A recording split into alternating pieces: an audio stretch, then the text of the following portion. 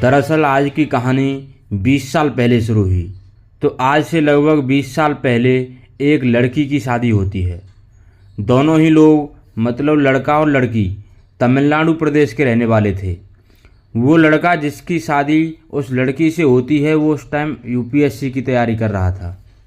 लड़का पढ़ने में बहुत होशियार था, तो वो लगातार तैयारी कर रहा था और आखिरकार साल 2005 में उसका सिलेक्शन हो जाता है और उसे गुजरात में एक आईएएस के रूप में पोस्टिंग मिलती है। तो वह अपनी पत्नी को साथ लेकर वहाँ चले जाते हैं। जैसे जैसे टाइम बीता तो उन्हें एक लड़की और एक लड़का हुआ। छोटा परिवार था, तो अब वो चारों लोग खुशी खुशी साथ रह रहे थे। धीरे धीरे समय बीतता गया और उसके प्रमोशन भी होते गए। प्रमोशन होते होते वो गुजरात के सेक्रेटरी बन गए। अब फिलहाल वो गुजरात के ही सेक्रेटरी हैं। तो आज से कुछ साल पहले पति और पत्नी में किसी बात को लेकर झगड़ा हो जाता है। झगड़ा होता है तो दोनों की बोलचाल बंद हो जाती है, जैसा कि अमूमन हर पति पत्नी के झगड़े के बाद हो जाता है। तो पति तो अपने काम पर निकल जाता है और पत्नी घर पर रह जाती है। उसका अकेले मन नहीं लगता, उसे भी कोई बात करने वाला चाहिए था। तो उसकी दोस्ती एक लड़के से हो जाती है जो कि तमिलनाडु का ही रहने वाला था। उसका नाम हाईकोर्ट महाराजा था, पर प्यार से उसे सभी लोग राजा कह के बुलाते थे। तो दोनों के बीच बातचीत शुरू हो जाती है और उस महिला को राजा से प्यार हो जाता है। राजा जानता था कि ये एक आईएएस की पत्नी है, तो इसके पास बहुत सारा पैसा होगा। तो एक दिन राजा उस महिला से कहता है कि तुम यहाँ आ जाओ और यहाँ हम दोनों साथ रहेंगे और मिलकर कोई बिजनेस करेंगे। तो आज से 9 महीने पहले मतलब सितंबर 2023 के आसपास की बात है, वो महिला अपने पति और अपने दोनों बच्चों को छोड़कर राजा के पास तमिलनाडु चली जाती है। अब राजा और वो महिला साथ साथ रहने लगते हैं और दोनों एक बिजनेस स्टार्ट करते हैं। बिजनेस के पैसों के लिए वो महिला अपनी एक ज़मीन एसएस कॉलोनी की एक लक्ष्मी नाम की महिला को बेच देती है। लेकिन बिजनेस में कोई फ़ायदा नहीं हो रहा था, बल्कि नुकसान ही हो रहा था। इसी बीच उस महिला को पता लगता है कि राजा एक कुख्यात गैंगस्टर है, उसके खिलाफ बहुत सारे मुकदमे हैं और वह वांटेड है। तो दोनों के बीच में मनमुटाव होने लगते हैं।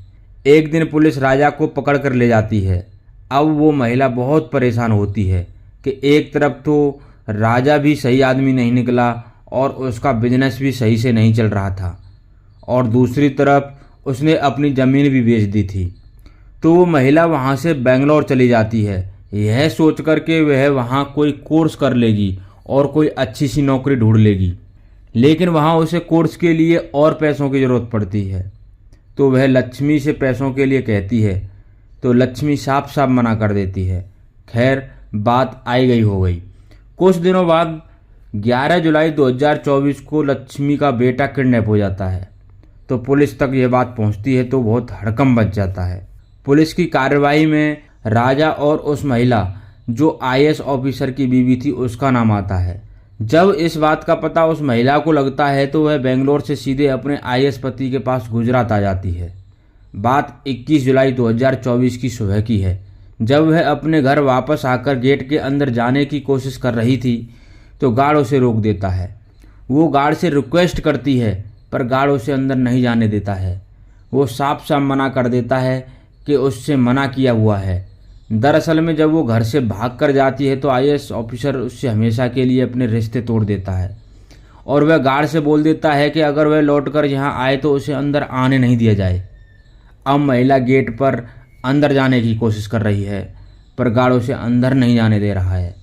तो महिला परेशान होकर पास के ही लॉन में बैठ जाती है। उधर गार्ड ने नोटिस किया कि महिला की हालत सही नहीं लग रही है, तो उसने 108 नंबर पर कॉल करके एम्बुलेंस को बुला लिया। तुरंत ही उस महिला को वहाँ के एक अस्पताल में भर्ती कराया गया। पर अगले ही दिन 22 जुलाई 2024 को उस महिला ने अपना दम तोड़ दिया। अब तो यह बात मीडिया में बहुत तेज़ी से वायरल हुई कि कैसे एक आईएएस ऑफिसर की बीवी किसी गैंगस्टर के साथ भाग गई थी, और जब वापस आई तो ये हादसा हो गया। मीडिया वालों ने जब लड़की के माता पिता से आगे की कार्रवाई के लिए पूछा तो उन्होंने कहा कि हमारे घर का एक सदस्य वैसे ही चला गया है, हम अब कोई कार्रवाई नहीं चाहते। जब महिला की डेड बॉडी की तलाशी ली जा रही थी तो उस महिला के पास एक पत्र मिला जो उसने तमिलनाडु के मुख्यमंत्री के लिए लिखा था कि कैसे वह एक गैंगस्टर के चंगुल में फंस गई है। वो निर्दोष है, उन्होंने किसी का अपहरण नहीं किया है, ये सब उस राजा का किया हुआ है, उसी ने मुझे इस सब में धकेल दिया है। और आगे लिखा था कि उसके पति निर्दोष हैं, उन्होंने मेरे न रहने के बाद भी बच्चों का बहुत अच्छे से ख्याल रखा। तो यहीं पर यह कहानी ख़त्म होती है। ये कहानी उन महिलाओं के लिए संदेश है जो जल्दबाजी में गलत कदम उठा लेती हैं, तो वो कदम नुकसानदायक हो जाते हैं।